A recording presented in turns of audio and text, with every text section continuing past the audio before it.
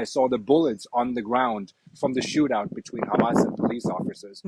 It's just something you never see. And to see elite soldiers everywhere, in every part of the town, to see tanks, 15 tanks in a row, driving towards the Gaza Strip on a highway, it gives you an idea of how severe the situation really is. Israel intensified its bombardment of the Gaza Strip overnight, striking more than 1,000 targets belonging to the groups Hamas and Islamic Jihad.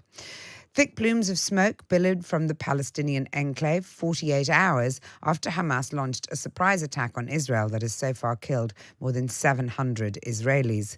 The army has called it by far the worst day in Israeli history. Officials in Gaza have reported at least 413 Palestinian deaths as Israeli Prime Minister Benjamin Netanyahu threatened to turn Gaza back to desert.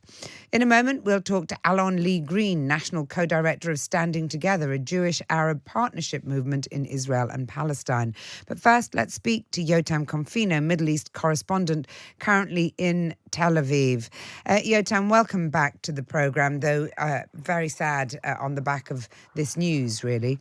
I know that you were in the town of Ashkelon at the weekend, where 22 people have been killed and hundreds wounded. What did you witness there?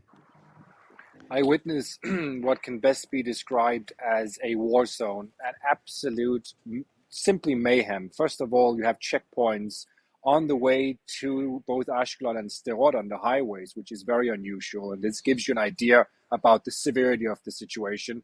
Secondly, most of the Don't worry about the Ashkelon... hound in the background.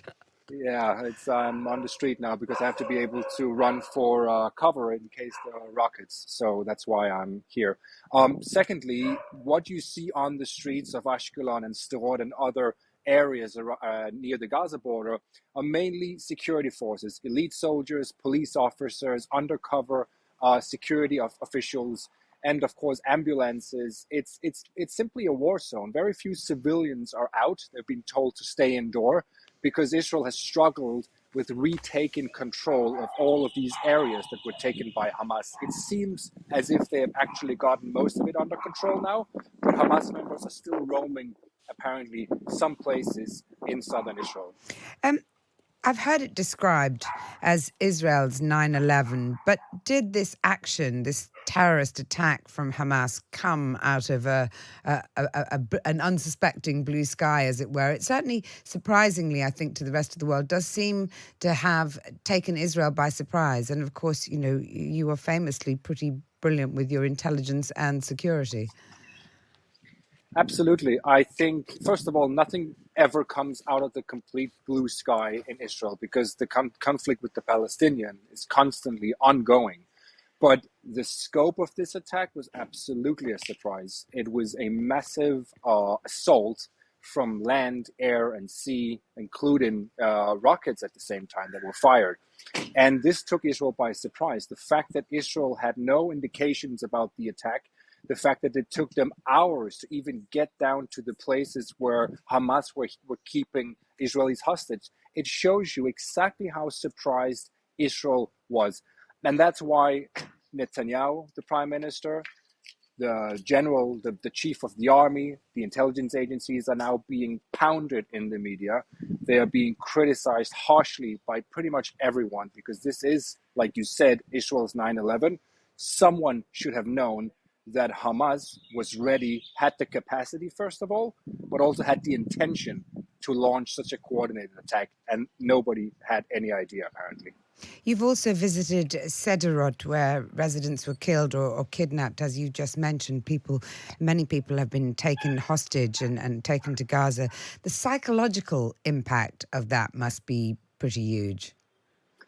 Huge. It was frightening. I saw one of the pickup trucks that Hamas used in the morning hours of Saturday with a machine gun in the back. I saw that left deserted on the side of the street, and now it's an example of what happened just hours before. Hamas members were standing like Islamic State did in Iraq, basically, in a pickup truck, shooting indiscriminately at the civilians. So I saw that, and I saw the police station that was turned into rubble, an absolute just a war zone, really, which also Hamas succeeded in capturing in the surprise attack. And I saw the bullets on the ground from the shootout between Hamas and police officers. It's just something you never see. And to see elite soldiers everywhere, in every part of the town, to see tanks, 15 tanks in a row, driving towards the Gaza Strip on a highway, it gives you an idea of how severe the situation really is. And of course, Hamas are a designated terrorist group, long-term enemies of Israel. But is there any sense of why they would have chosen, about the timing, why they've chosen now? I mean, we've talked often about the protests taking place within Israel against Benjamin Netanyahu. He's had a very sort of hardline military stance. Is there a suggestion that could have influenced what's happened today? Well, it's certainly not helpful that Israel has been led by one of the most extreme governments in its history, with outspoken racists who don't think that the Palestinians have any right to exist. That certainly hasn't helped the situation. But why they chose this specific time is really, we simply don't know. The Israeli intelligence agencies don't know. The military doesn't know. So what we do know is that they have given two reasons officially: Israel's mistreatment of Palestinians in Israeli jails, and of course, Israel's what they call storming of the Al-Aqsa Mosque, which is located on the Temple Mount, which is the holiest site for Jews. The Al-Aqsa Mosque is the third holiest site for Muslims. And the fact that Jews have visited the Temple Mount in recent weeks is a red line for Hamas. But again, they have said this for years.